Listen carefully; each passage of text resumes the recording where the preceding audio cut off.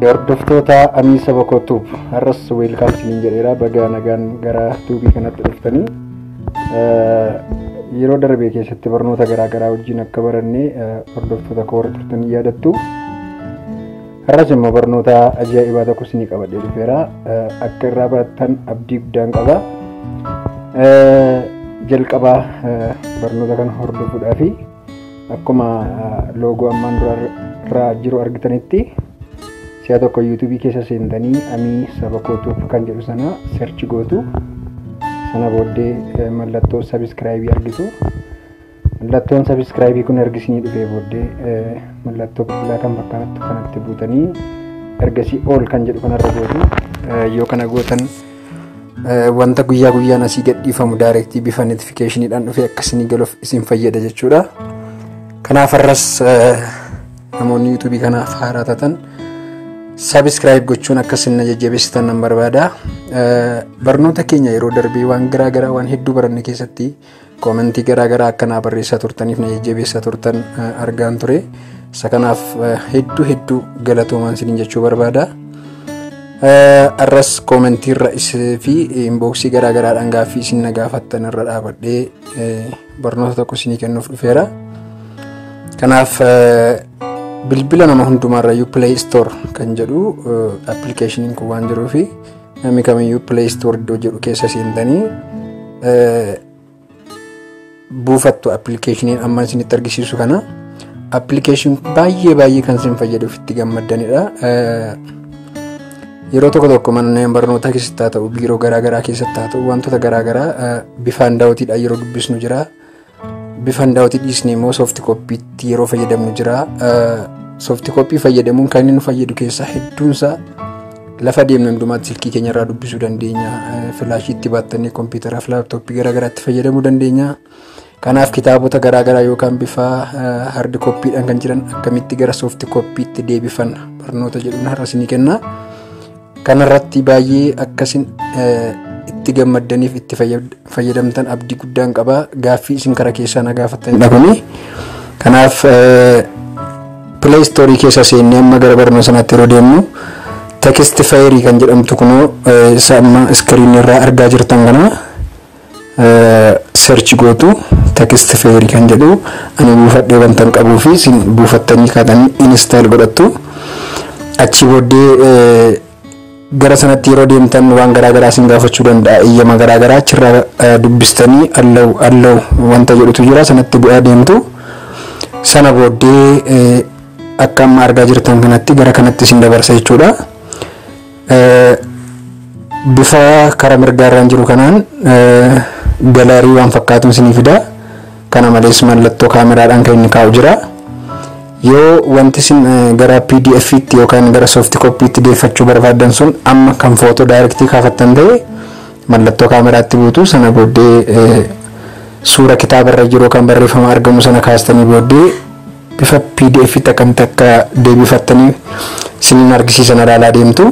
Yoo immoo screenshot gootanii yookaan footoo kaastanii qabdu ta'e galeerii keessan hidhattanii galeerii sana keessaa select gootanii achi keessaa filattu. So step yani isin argisiisu kana duukaa deemtanii akka hordoftan abdiin qaba. Hamma dhumaatti viidiyoo kana yoo ilaaltan baay'ee itti milkooftu jedheen abdadha.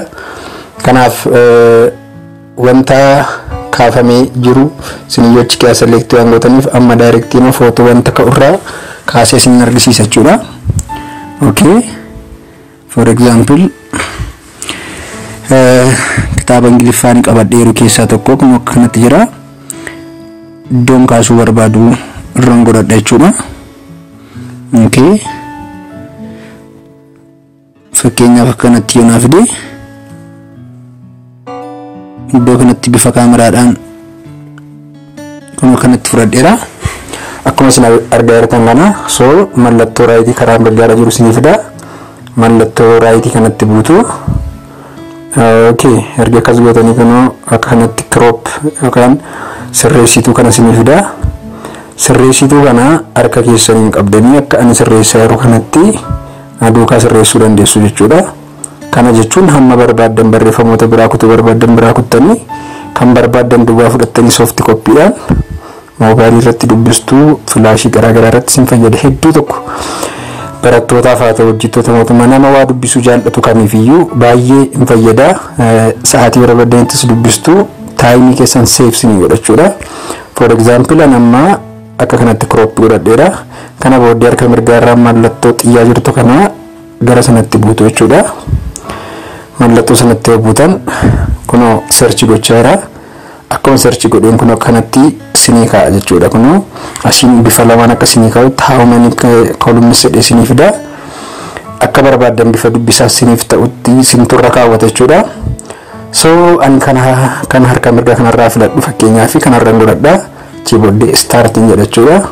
Steppii ani deemaa jiru kana na duukaa hordofa. Kunoo bifa kanatti fidee gara PDFitti na jijjiireera. Okay. Kunoo ammallee bifa barreeffama kitaabarraan ka'ee persentiidhaan akkuma lakkaa'eeru kan argaa jirtu PDFitti na jijjiireera jechuudha amma. Okay. Waan baay'ee itti gammaddan tokkoo fi teknooloojii baay'ee ariifidha. Amma dhufee as ga'eera kanatti jechuudha. Ofiisaadhaan translate naa godhe jira jechuudha. Kanaafi only yoo okay jedhee waan darbee hin danda'a. Kun amma akkam isin argaa jirtan kanatti bifa PDF itti deebi'ee jira jechuudha. Kanatti koppiilee gochuu dandeessu PDF garaagaraa keessa seentanii amma akka barbaaddan jechuudha. Fakkeenyaaf PDF koo keessa galee translate akkanatti ilaaluu yoo barbaade kunoo PDF kan jedhu kana keenan gala search naa godhee booddee kunoo PDF koo akkasitti naa fida. Okay. PDF kunoo kanarratti dubbisuu barbaadoote as keessan seene waaw haala ajaa'ibaan kunoo akkam isin argaa jirtan kanatti gara PDF itti na jijjiireera jechuudha. Waan baay'ee barbaachisaadhaa fi namoonni baay'een gaafachaa turtan wantuma isin koomentii fi inboxii garaagaraadhaan na gaafattan deebisee hamma humna koo fi waan beekurraa isiniif qoodeera. Yoo isinitti tole like gootu komentii jalatti ammas yoo isinitti tole komentii gochuu dandeessu.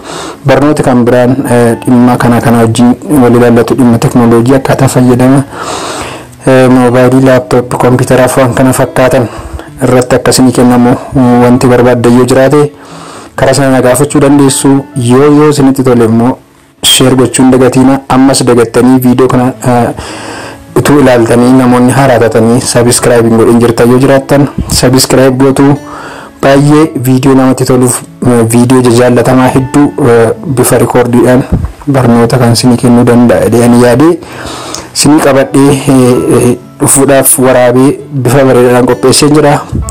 Waan hordoftaniif guddaa galateeffamaa hunda keessanii baay'een isin jaalladha. Thank you. Nagaatti.